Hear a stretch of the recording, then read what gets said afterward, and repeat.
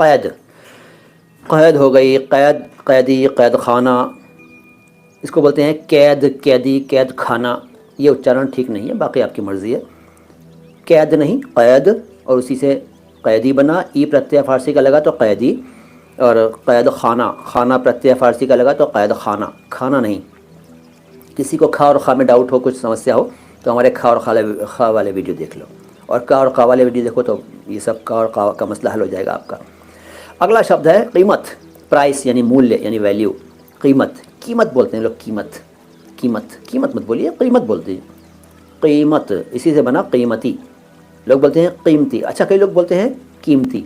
एक तो ये कीमती, एक जो जिनका का ठीक है वो बोलते हैं कीमती। यहाँ तक कि मैं भी कीमती बोलता हूँ, कीमती, मैं भी गलत करता हूँ आम बोलचाल में।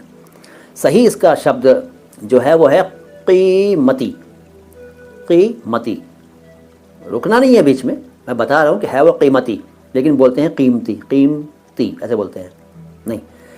तो का मत बोलिए, का बोलिए, और मती मत बोलिए, मतलब मती है वो, उसमें कीमती नहीं है।